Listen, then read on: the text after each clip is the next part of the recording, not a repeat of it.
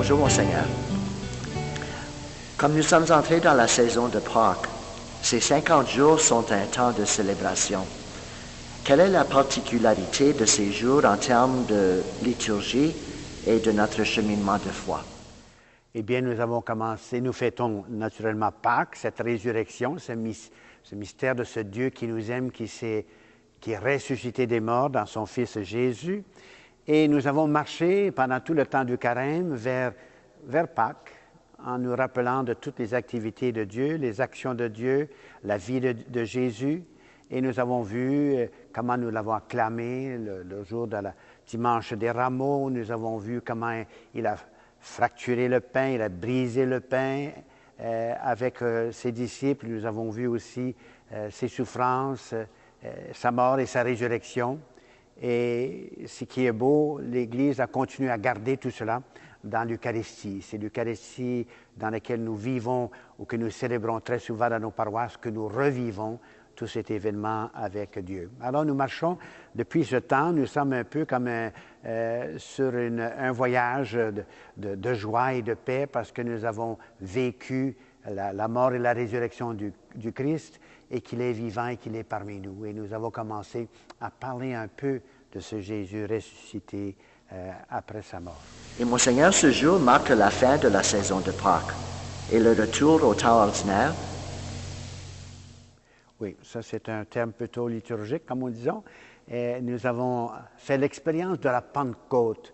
Les disciples ont fait l'expérience de la Pentecôte. Et c'est l'Esprit Saint qui prend maintenant la mission de Jésus pour la transmettre au monde. C'est l'Esprit qui remplit les apôtres qui étaient des hommes de peur, qui n'avaient pas eu l'expérience ou la force et le courage de parler en public et de publier ou de proclamer. Et voilà qu'avec l'Esprit Saint, ils sont envoyés, ils sont projetés dans ce monde dans lequel nous vivons. Monseigneur, je sais que pendant ce jubilé de la miséricorde, le pape François nous demande de prier à tous les saints dont la vie témoigne de la miséricorde du Père.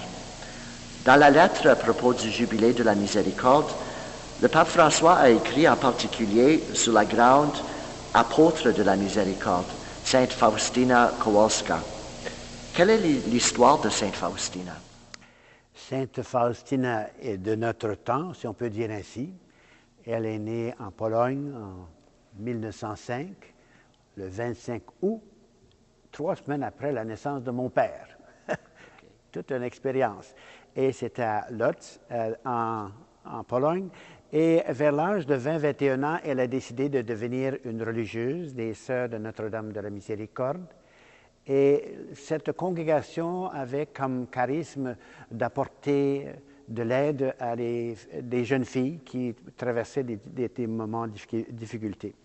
Alors, cette fille, elle a voulu aider dans sa jeunesse même ses compatriotes dans la vie dans laquelle ils vivaient, avec les problèmes et les problèmes qu'ils avaient.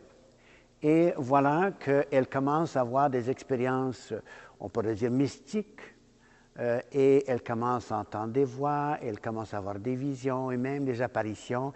Et son directeur spirituel lui demande de tout enregistrer ça, de tout écrire tout cela, pour qu'on puisse voir si vraiment tout ça vient de Dieu, naturellement. Elle avait une santé assez précaire, parce qu'elle va mourir de tuberculose seulement à l'âge de 33 ans.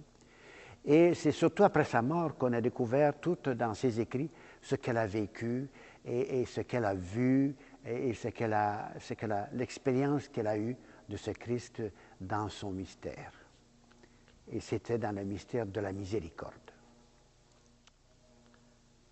Monseigneur, quel est le message de la divine miséricorde que Sainte Faustina a partagé avec nous?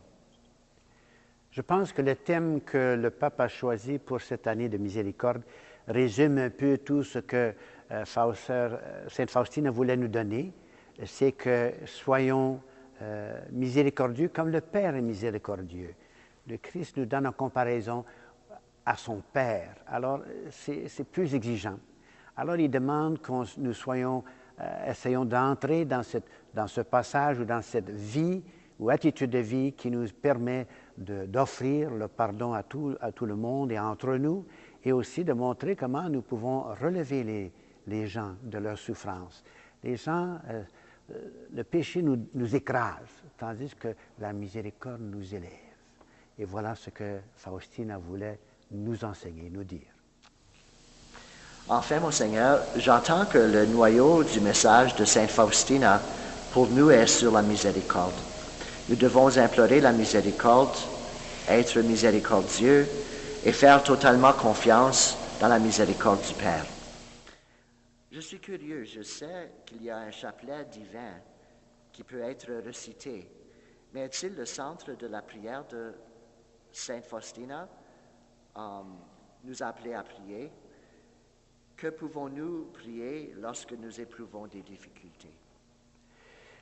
Alors, Faustina nous montre comment Dieu, le Père, est miséricordieux, comment nous sommes appelés à entrer dans cette mission de la miséricorde entre nous. Et ce que Faustina nous rappelle aussi, c'est cette confiance en Dieu. J'ai confiance en toi. Et je pense que pour nous, c'est une occasion d'approfondir davantage notre foi et de vraiment vivre comme des personnes de foi, ayant confiance en ce Christ et en ce Père qui nous appelle à l'imiter dans la miséricorde, qui est un aspect de l'amour qui est extraordinaire et qui est bon pour chacun de nous. Merci. Merci beaucoup.